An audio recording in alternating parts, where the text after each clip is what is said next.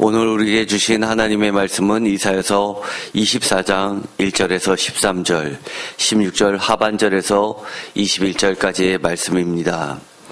이사야서 24장부터 27장까지는 13장에서부터 23장까지 있었던 열방의 심판 이야기와 다르게 이것을 학자들은 이사야서의 소묵시록 또는 구약의 요한계시록이라고 부르고 있습니다.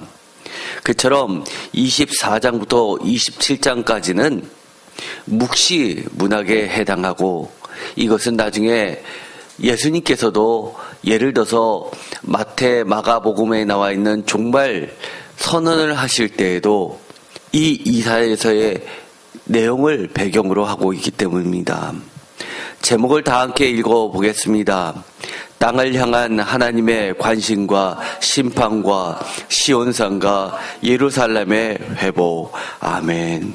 잠깐 말씀드렸던 것처럼 이사야서 24장은 24장부터 27장까지에 있는 이사야 소묵시록의 첫 번째 장입니다. 이 이야기를 읽어보면 그동안 우리가 13장에서부터 23장까지 읽었었던 내용과 사뭇 비슷한 이야기가 반복되기 때문에 이것을 똑같은 이야기로 생각하기가 쉽습니다.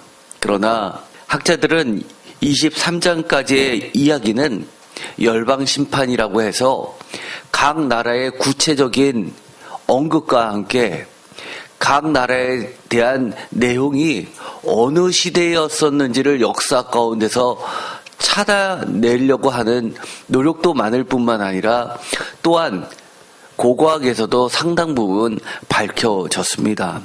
그런데 반면에 이 24장부터 27장까지는 뚜렷하게 어떤 역사적 배경을 가지고 있는지 일치하기가 매우 어렵습니다. 사실 학자들 사이에서 일치하는 게 단 하나도 없을 정도로 그 정도로 24장부터 27장까지는 마지막 때 종말에 관한 그런 예언이다라는 것에는 일치를 하고 있습니다. 일부는 어떤 시대를 추정은 할 수 있습니다. 예를 들어서 배반하는 자는 배반하며 라고 하는 이 문구는 바벨론이 멸망할 때의 이야기를 담고 있다고 이야기합니다. 왜냐하면 메대 군대들이 쳐들어갈 때 바사가 그 나라를 무너뜨리고 새로운 바사 제국을 세울 때 사실은 배신자들이 성문을 열고 오히려 환영했던 것을 볼 수 있기 때문입니다. 그러나 반드시 배신자는 그때만 있었던 것이 아니기 때문에 이 또한 일치하지 않습니다. 그래서 우리는 이 24장부터 27장까지를 오히려 지금 이 땅에 살고 있는 우리들에게 하신 말씀으로 받아들이는 것이 가장 적합하다고 볼 수 있습니다. 24장을 보면 특별히 반복해서 나오는 말씀이 있습니다. 땅에 대한 이야기입니다.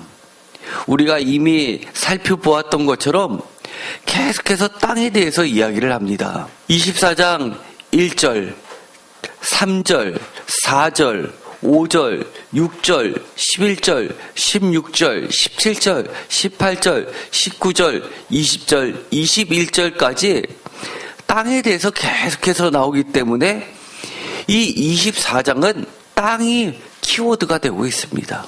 1절 보라 여호와께서 땅을 공허하게 하시며 황폐하게 하시며 지면을 뒤집어 엎으시고 그 주민을 흩으시리라. 1절만 읽어보더라도 땅, 지면이라는 이야기가 나오는데 그 뒤에 이어지는 말들이 보면 같은 말을 다른 표현으로서 계속 반복합니다. 공허하게 황폐하게 하시며 뒤집어 엎으시고 흩으신다. 그뿐만이 아닙니다. 3절 땅이 온전히 공허하게 되고 온전히 황무하게 되리라. 여기서도 마찬가지 땅이 나오고 공허하게 되고 황무하게 된다. 그것도 온전히라는 말을 두 번이나 쓰게 됩니다. 4절 땅이 슬퍼하고 세잔하며 세기가 쇠약하고 세잔하며 세상 백성 중에서 높은 자가 쇠약하며 땅, 땅 대신에 세계, 세상, 백성이라는 말로 바꾸기도 하지만 슬퍼하고 쇠잔하며 쇠약하고 쇠잔하며 쇠약하며 라고 하면서 사실은 같은 말을 다른 표현으로서 계속해서 이야기합니다. 이런 말을 많이 하죠. 강조를 하려면 같은 말을 반복해서 쓰는 경우가 많이 있습니다. 너무너무 사랑해. 아주 많이 보고 싶어. 똑같은 말을 반복한다는 것은 강조에 또한 강조를 하는 것입니다. 그래서 공허하게, 황무하게를 공허하게 또는 슬퍼하게, 쇠약하게라고 읽을 수 있을 정도로 그렇게 완전히, 온전히 멸망감을 이야기합니다. 이런 이야기는 계속해서 비슷한 구조로서 반복됩니다. 5절에 보면 그 원인에 대해서 지목을 하고 있습니다. 5절, 땅이 또한 그 주민 아래서 더럽게 되었으니 이는 그들이 율법을 범하며 율례를 어기며 영원한 언약을 깨뜨렸습니다. 여기서도 마찬가지로 율법, 율례, 영원한 언약이라는 이 말을 표현을 달리할 뿐이지 반복하게 하면서 그 땅이 심판받고 온전히 공허하게 되고 하나님의 진노하심에 맡겨진 이유가 하나님의 율법, 하나님의 말씀, 하나님의 율례, 영원한 언약을 깨뜨렸기 때문이라고 그렇게 명확하게 이야기를 해주고 있습니다. 그러면서 6절에 보면 남은 자가 적도다. 마치 심판의 결과는 추수하는 것과 같다라고 생각되게 만듭니다. 사실 제가 이 24장을 전에 설교한 적이 있었습니다. 24장은 2022년 11월 20일 날 추수감사절에 하면서 이사야서 24장 13절과 27장 12절에서 13절을 하면서 열방에 대한 승리인 하나님의 추수라는 제목으로 말씀을 전해드렸는데 이 말씀 또한 다시 한번 들어보시기 바랍니다. 이처럼 24장의 구조는 전반적으로 땅에 대해서 이야기를 하면서 1절에서 13절까지는 하나님의 땅에 대한 관심과 사랑과 심판을 다루고 있고 14절에서 16절의 상반절에는 구원받은 백성들의 찬양 예배가 삽입절로 나오게 됩니다. 이어서 16절 하반절에서부터 23절까지는 땅에 대한 최후의 심판과 시온산과 예루살렘의 완전한 회복을 이야기하고 있습니다. 이러므로써 회복된 새 땅에 왕으로 임재하시는 여호와 하나님에 대해서 자세히 설명해주고 있습니다. 24장 1절에서 13절까지 본다 하더라도 ABA 구조로서 인간의 죄로 인해 온전히 패망하게 되는 이 땅에 대해서 이야기를 하고 있고 그리고 그것을 감싸고 24장 1절에서 3절, 24장 7절에서 13절에서는 완전히 파괴된 세상과 노래가 사라진 세상에 대해서 언급하고 있습니다. 이사야서 24장에서 27장까지를 읽어보면 우리가 서두에서 말씀드렸던 것처럼 이사야 소묵시록이라고 이야기를 하는데 구약의 요한계시록처럼 말세의 종말 심판과 성도의 최종 구원과 승리의 찬양 예배가 나오게 됩니다. 이것은 개론 시간에도 말씀을 드렸던 것처럼 24장부터 27장까지의 이 구조를 보면 A, B, C, D, E, F, F에는 시온산 25장 6절에서 2절까지 나와 있고 다시 E-, D-, C-, B-A-로 해서 하나님의 추수가 24장 1절에서 13절까지와 24장 13절 그리고 27장 7절에서 13절 27장 12절에서 13절의 그 전체를 추수라는 주제로서 싸고 있다고 말씀을 드렸습니다. 물론 24장부터 27장까지의 중심은 25장 6절에서 12절까지의 시온산을 중심으로 해서 하나님의 마지막 때에 어떻게 하실지를 그리고 완전한 회복을 나타내시는 오늘날로 이야기하면 하나님의 나라가 완성되는, 하나님의 교회가 온전히 회복되는 것을 나타낸다고 말씀을 드렸습니다. F에 해당하는 만민, 만백성이 25장 6절에서 7절, 모든 민족들, 모든 나라가 25장 7절, 모든 얼굴, 모든 인종들이 25장 8절, 온 천하 세상이 25장 8절에 나오게 됩니다. 이사야서 27장 12절에서 13절은 구원과 회복에 대해서 다루고 있습니다. 하나님의 추수, 대표적으로 그날에 과실을 떠는 것 같이 그날에 큰 나팔을 불리니라고 해서 나팔절에 해당하는 것이라고 말씀을 드렸고, 이사야서 24장 13절엔 심판, 즉 하나님의 추수한 이후, 즉 거둔 후에 남은 자가 라는 말들이 나오게 돼서 확실히 이것은 하나님의 추수를 언급하고 있다고 말씀을 드렸습니다. 뿐만 아니라 우리가 놓쳐서는 안 될 것은 이 많은 심판을 이야기를 하는 것에 하나님의 의도를 명확하게 볼 줄 알아야 됩니다.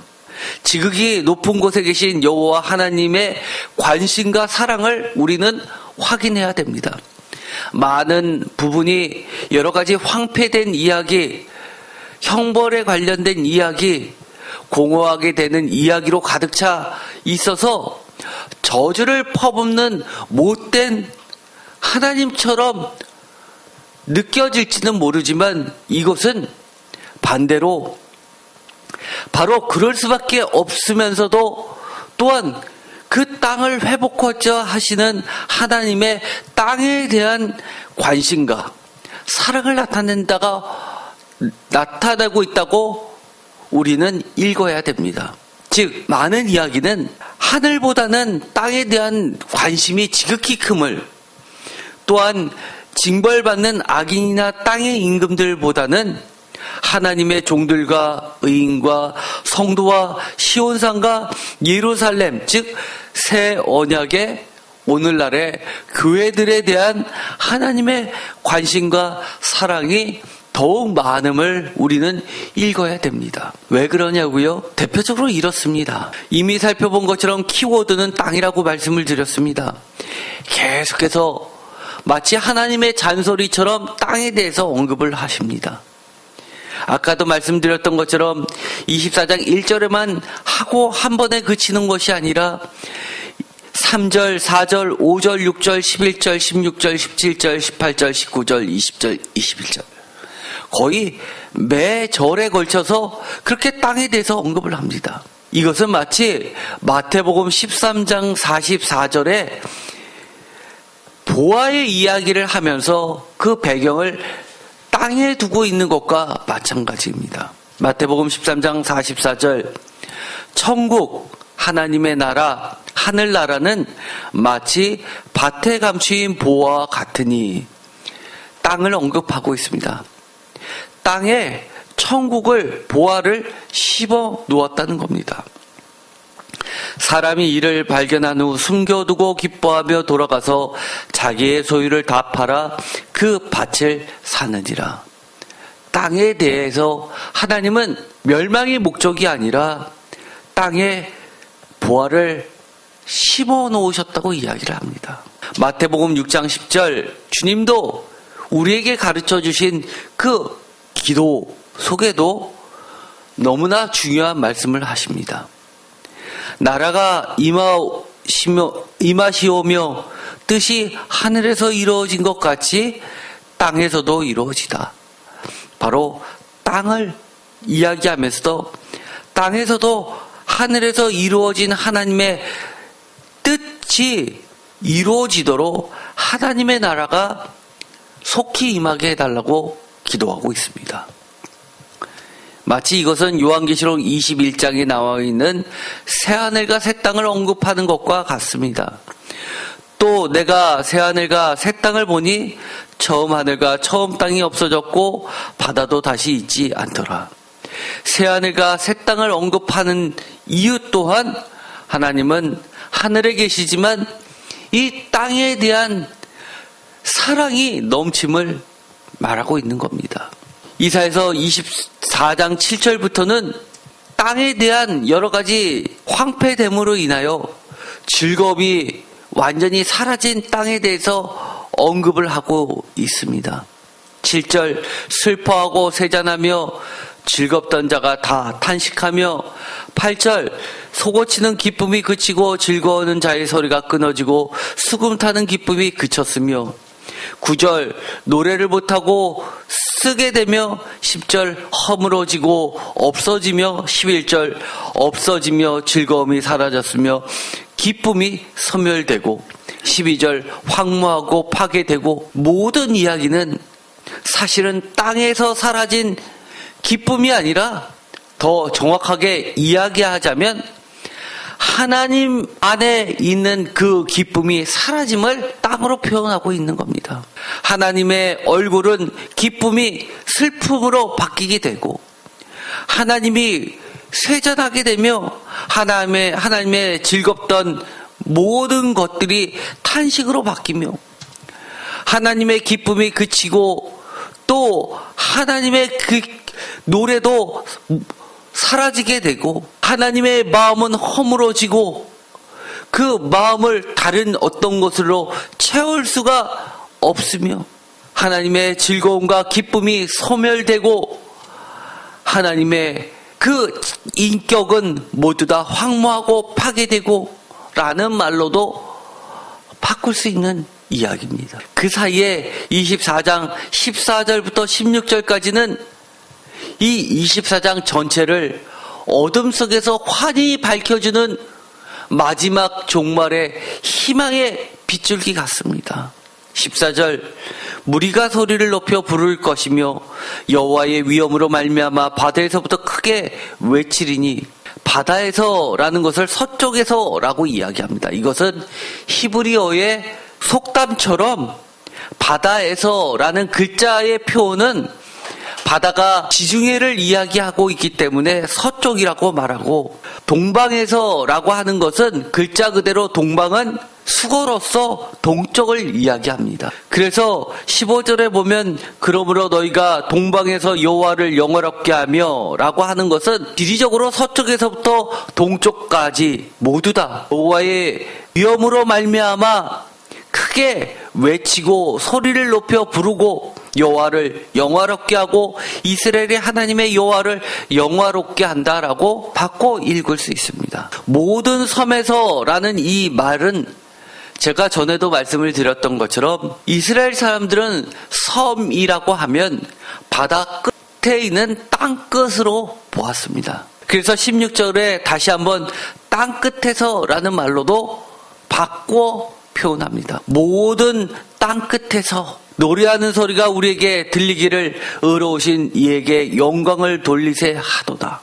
이 14절부터 16절 상반절까지는 온 세상 만국에 하나님으로부터 구원받은 남은 자들이 때를 지어 나오는 무리가 하나님께 찬양을 올리는 경배를 돌리는 예배로 장식하고 있습니다. 우리가 이미 살펴보았던 23장에 있었던 하나님의 관심과 똑같습니다. 이사야서 24장에서 계속해서 땅을 언급하는 이유는 무엇일까요? 그것은 땅에 사는, 즉 주의 앞에 사는 무리, 성도 때문입니다. 하나님께서 땅의 심판을 이야기하고 악인에게 저주를 퍼붓는 이유, 그것은 넓게 보면 제가 말씀을 드렸지만 하나님의 구원 계획이지만 좁게 보면 바로 주 앞에 사는 하나님의 백성들, 성도 때문입니다. 하나님은 보다 작은 의미로 많은 사람, 모든 사람에 대한 관심이라기보다도 하나님의 백성들에 대한 관심이 지대하십니다. 그래서 24장에서 계속해서 땅을 언급하는 이유는 바로 23장에서 두로를 회복시키시는 이유와 똑같다는 겁니다. 23장 18절 그 무역한 것과 이익을 거룩히 여호와께 돌리고 간직하거나 쌓아두지 아니하리니 그 무역한 것이 여호와 앞에 사는 자가 배불리 먹을 양식 잘 입을 옷감이 되리라. 표준 세번역으로도 읽어보겠습니다. 그러나 두로가 장사를 해서 벌어들인 소득은 주의 몫이 될 것이다. 두로가 제 몫으로 간직하거나 쌓아두지 못할 것이며 주를 섬기며 사는 사람들이 두로가 벌어 놓은 것으로 배불리 먹을 양식과 좋은 옷감을 살 것이다. 아멘. 제가 이 18절을 너무너무 사랑하고 좋아합니다. 제가 이 말씀을 드리면서 이렇게 말씀드렸습니다. 열방심판 이야기 13장에서부터 23장까지를 읽을 때 이것은 애굽에 대한 이야기, 이것은 바벨론에 대한 이야기, 이것은 마지막으로 이처럼 두로에 관련된 이야기로 읽으면 절대로 안 된다고 이야기했습니다. 그 모든 다른 것들에 대한 언급은 나에 대한 이야기로 들어야 된다는 겁니다.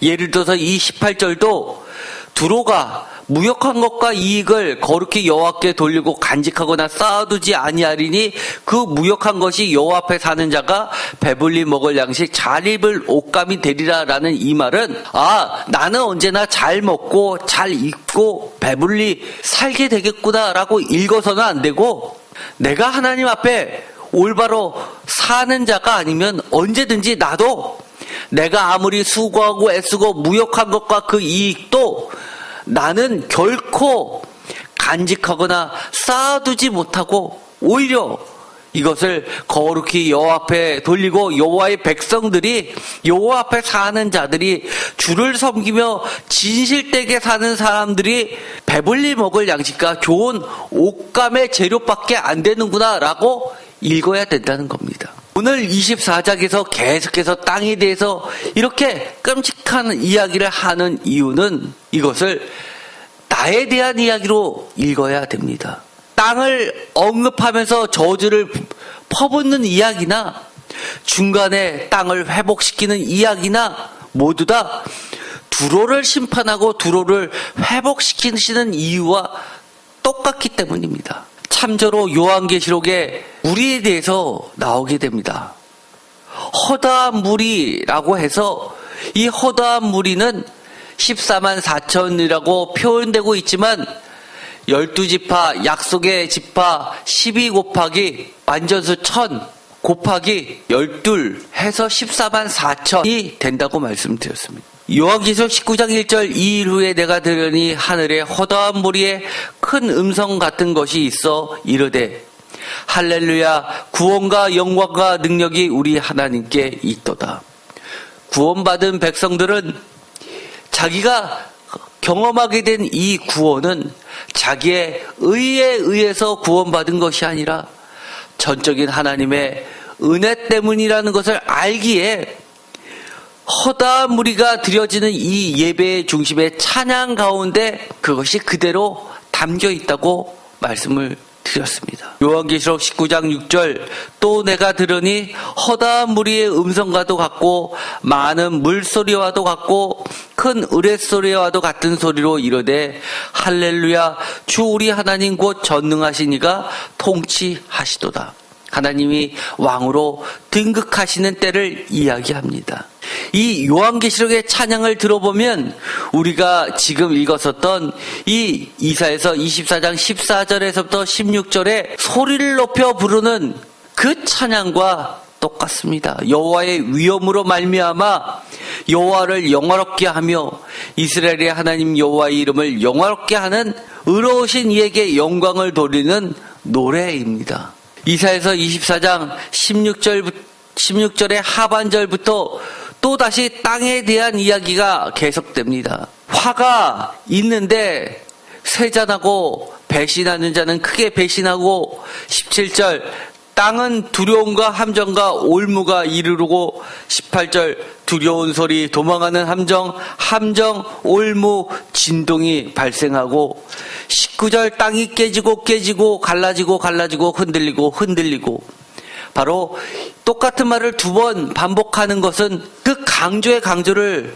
더하는 것인데 이처럼 다른 말로 하든 아니면 같은 말을 하든 이것은 점진법, 강조법입니다. 20절 땅이 비틀비틀하며 흔들리며 떨어져서 다시는 일어나지 못하고 21절 그날에 종말에 여호와께서 드디어 요한계시록에서 많은 무리들이 주께서 왕으로 등극하시는 때 높은 데서 높은 군대를 벌하시며 땅에서 땅의 왕들을 벌하시리니 23절 그때라고 하면서 만군의 여호와께서 시온산과 예루살렘에서 왕이 되시고 그 장로들 앞에서 영광을 나타내실 것입니다. 장로들, 세상의 왕들을 군왕이라고 한다면 하나님의 백성들의 하나님을 대리하여 치리하시는 모든 왕들은 왕이라 부르지 않고 장로들이라고 부릅니다. 오늘날로 이야기하면 장로는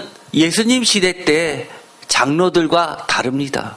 전문 목회자들을 지칭하는 예수님의 제자들과 사도들의 뒤를 이어서 목숨을 다해 예수님을 증거하면서 전파했었던 제자들을 이야기합니다. 자신의 삶을 뒤로 하고 하나님의 말씀에 따라서 헌신하면서 하나님이 맡겨주신 그 거룩한 임무를 수행하는 자들 앞에 하나님께서는 이 시온산과 예루살렘, 즉 하나님의 교회 앞에서 왕으로 등극식을 여신다고 이야기합니다. 그런데 21절에서부터 23절까지 보면 정말 우리가 신약의 요한계시록에서 나왔던 이야기가 구약에도 있었네 라고 놀라실 분들이 있을 겁니다. 21절 그날에 여호와께서 높은 데서 높은 군대를 벌하시며 땅에서 땅의 왕들을 벌하시리니 22절 그들이 죄수가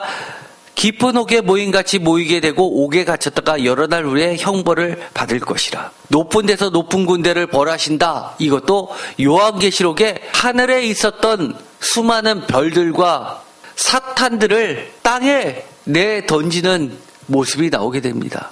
그들이 하늘 전쟁에서 지게 되고 땅으로 쫓겨나게 되고 다시 땅의 왕들을 하수인으로 삼아서 공중에서 권세를 잡고 모든 음란한 행위들을 할 때 최후의 만주의 조 만악의 왕께서 그들을 깊은 옥에 가두어서 영원한 형벌 속에 처하게 하시는 것을 우리가 보게 됩니다. 요한계시록은 사실은 이 이사야서에 있는 이 마지막 때의 이야기 24장의 이야기를 예수님의 새로운 버전으로 바꿔놓은 것입니다. 우리는 이 땅을 살 때 어떻게 살아야 됩니까? 저주가 임하는 이 땅을 피해서 어디로 도망가느냐 말입니다. 이 땅에 대한 저주를 하나님께서 이야기하시는 것은 우리 보고 죽으라는 이야기입니까? 아니요. 오늘 부를 찬송 325장 예수가 함께 계시니 시험이 오거나 겁없네. 기쁨의 근원 되시는 예수를 위해 삽시다. 날마다 주를 섬기며 언제나 주를 기리고 그 사랑 안에 살면서 딴 길로 가지 맙시다. 이 세상 사는 동안에 주 이름 전파하면서 무한한 복락 주시는 예수를 위해 삽시다. 이 세상 친구 없어도 예수는 나의 친구니 불의한 일을 버리고 예수를 위해 삽시다. 주께서 심판하실 때 잘했다 칭찬하리니 이러한 상급 받도록 예수를 위해 살라고 주님이 이렇게 24장에 다른 언어로 말씀해 주시는 겁니다. 하나님은 땅에 대한 여러 가지 이야기를 하시면서 온전히 공허하게 된다고 선언하시는 이유는 우리가 그 중심에서 이미 읽었던 것처럼 5절 땅이 또한 그 주민 아래서 더럽게 되었으니 이는 그들이 율법을 범하며 율례를 어기며 영원한 언약을 깨뜨렸음이냐라고 하늘 법정에서 그렇게 판결문을 읽어주고 계시는 겁니다. 즉 우리로 하여금 다시금 율법을 범하지 말고 율법을 지키면서 영원한 언약을 완성하라는 겁니다. 그러면 이 땅이 주님께서 이야기하셨던 것처럼 만군의 여호와께서 시온산과 예루살렘의 왕이 되시고 그 장로들 앞에서 영광을 나타내실 때가 반드시 있다고 우리에게 영원한 약속을 해주시는 겁니다. 그날에 반드시 여호와께서 높은 데서 높은 군대를 벌하실 겁니다. 땅에서 땅의 왕들을 벌하실 겁니다. 우리가 세상 군주 공중 권세 잡은 사탄의 위협 가운데 살지만 절대로 두려워해서는 안 됩니다. 절대로 그들 앞에 무릎 꿇어서는 안 됩니다. 온갖 협박과 갈취가 있더라도 우리는 우리의 대장 되시는 예수 그리스도, 우리의 왕이 되시는 여호와 하나님만을 바라보면서 주님 앞에 끝까지 율법을 지키며 하나님의 말씀을 지키며 하나님의 언약을 보존하는, 하나님 앞에 사는 귀한 장로들이 모두 되기를 축원드립니다. 기도하고 마치겠습니다. 하나님 감사합니다. 오늘도 저희들에게 힘내라고 말씀해 주시는 하나님의 응원소리를 듣게 됩니다. 이 땅이 하나님의 심판 안에 놓여 있음을 우리가 분명하게 인식하게 하시고, 마지막 때에 주시는 말씀이 곧 지금 내가 살고 있는 이 환경, 이 세상, 오늘의 우리에게 주시는 말씀이라는 것을 깨닫게 해주시 감사합니다. 주님 주신 말씀대로 우리가 하나님의 말씀을 굳게 붙잡고 예수와 함께 사는, 예수를 따라가는 귀한 하나님의 백성들 모두 되게 하여 주시옵소서. 예수 그리스도의 이름으로 기도드립니다. 아멘.